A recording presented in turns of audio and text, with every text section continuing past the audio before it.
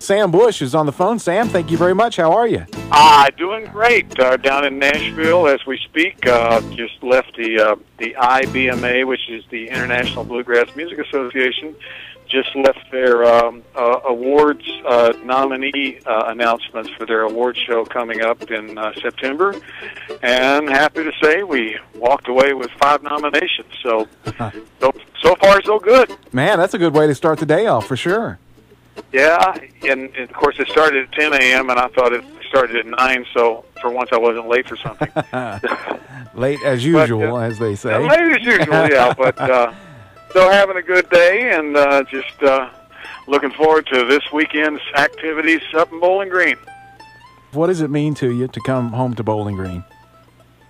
Well, of course, it's always fun, and I really feel fortunate that I did grow up in Bowling Green, or should I say outside Bowling Green, about 5 miles. And of course, I love to always get to come home, but it's also nice to see. We'll have a lot of family there, and last year, for instance, I just got to see a lot of people that I hadn't seen in a really long time. So just looking forward to it, and of course, looking forward to playing with my band and getting to jam with different acts that are there, and it's an exciting weekend.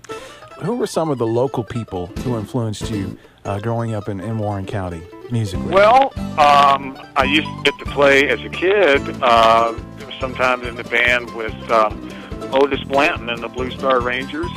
I know we used to, for instance, play at Beach Bend, and of course I was only 14 or 15 at the time. I remember there was a banjo picker I used to get to play with named Curtis Martin. Used to play with him, and a great fiddle player. His brother Wally Martin was a fine fiddler. My dad was a great fiddle fan, and he played the fiddle himself, and would host jam sessions. Usually, fiddle kind of jam sessions at our house. And so even before I started playing, I used to get to hear them play. And marveled at how well some of the great fiddle playing that was going on. And back then, when I first started playing, I was about age 11 maybe. There used to be WBKO was originally WLTV way out on the hill. I'm sure you're familiar with where that was. Yeah. It was in Morgantown, and so they used to have the Saturday Night Jubilee, and there were pickers on there that. Of course, some of them I actually started playing with. Courtney Johnson, the original banjo player in Newgrass Revival, was a member of a band called the Rocky Road Boys, and I used to love their playing. And even before I started playing, there was an act that used to come to town called the Skaggs Family, and a young guy named Ricky Skaggs on the mandolin, who Ricky's a couple of years younger than I am, so he was playing mandolin way before I was, and I just remember seeing him play even before I started and thinking that was the neatest thing I ever saw, to watch this young kid play the mandolin, and I wanted to do it too. And there was a fella that, a guy that used to run the snack bar in the courthouse, a very good electric guitar player named Gib Cassidy, so we used to go playing music together with Gib, playing square dances and stuff, and I played up at the Mammoth Cave Opry.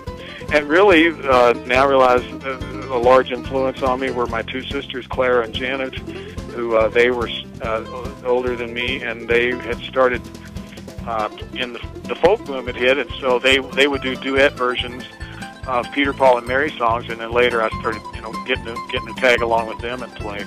And then that led to me getting to play in a band when I was about 13, playing the fiddle with some guys from Grayson County called the Grayson County Boys. So, and a lot of that was done on WLTV. There would be the Grayson County Boys had a half-hour show, and then my sisters and I would play. I'm not sure of the actual name. There was a folk music show that we would be on Saturday afternoons. So, really getting to play on TV was how kind of we first sort of got going around Bowling Green. Wow. I'm never too far away from Bowling Green. I only live 60 miles away. Yeah. So, yeah, I mean, I've been fortunate to play with a lot of people I look up to and still get to do that. Yeah. And, I mean, heck, one of the person that's influenced me is, I get to play electric guitar is one of my loves, and I'm just smart enough not to do it for a living. But you know, Kenny Lee. Yeah. We met when I was still in high school, and actually we met because I was selling the guitar to buy another mandolin. And Ken is the guy that bought the guitar, and we were both so young we had to have our dads sign the receipts to make it, you know, somewhat legal. And we hit it off, and Ken taught me a lot of good, you know, influenced me to you know, be enthused about electric guitar and learn more about it over the years. And of course, Kenny's a great guitar player, and so when we get to play in Duck Butter to close the festival out on Sunday night, of course, Jeff Jones and I, we played together in high school in a band called the Bittersweet. And Yeah. and good old Byron House, of course, will be there Sunday night. Byron is not in my band anymore. He's on the road. Not this weekend, fortunately. He's on the road with Robert Plant. And so we're going to have a good time playing Duck Butter, but I'm really looking forward to my band playing Saturday night. There's a great band coming up that are really good friends of mine from Florida called Dread Clampett, and they will be playing Saturday and Sunday, and I've jammed a lot with them over the last 6 years, and I'm actually the fiddle player on their new record, and so it's a good band to be watching for. The Green Cards are a great band. Cadillac Sky is really entertaining, so and of course Curtis Birch will be there, my old bandmate from Newgrass Revival, so it is a great coming home weekend for sure. Sam, so many artists, as we've seen over the years, don't forget their roots, but not necessarily they reflect back on them like they need to, and we sure appreciate you doing that.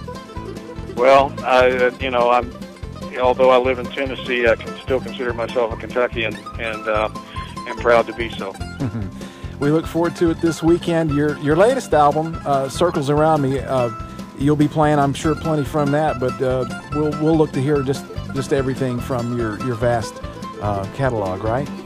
Yes, yeah, we'll be drawing upon a few different records as we play, because we'll, you know, kind of do a mixture of Newgrass, bluegrass, and but I mean, by the time we get to the end of the set, it'll be somewhat rockin' hard, and you mentioned Circles Around Me. As I've just left the press conference to announce the nominees for the Bluegrass Music Awards coming up. Circles Around Me was nominated for Album of the Year, so that's a first for me to be in that category. So I'm just thrilled. And the Sam Bush Band was nominated for Instrumental Group of the Year. So I'm pretty overwhelmed about the whole thing. Now, if any of those awards would just make me play and sing better, boy, wouldn't that be great? That's good. That's good. Well, man, we look forward to seeing you this weekend, and we'll be there with bells on. Well, thanks, Brian. We want to invite everybody to come out and hear some fine Newgrass, bluegrass music this weekend. There's going to be a wide variety of styles, and we look forward to getting to play. Sam, thank you so much. Thanks, Brian. All right, take care. Bye-bye.